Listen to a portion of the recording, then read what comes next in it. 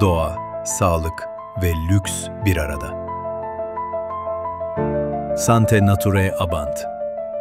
Toplam 250 dönüm arazi üzerinde yükselen projemiz, 292 adet bağımsız müstakil villadan ve zengin sosyal donatı alanlarından oluşmaktadır. 1+1, 2+1 ve 3+1 villalarımız siz seçkin sahiplerini bekliyor.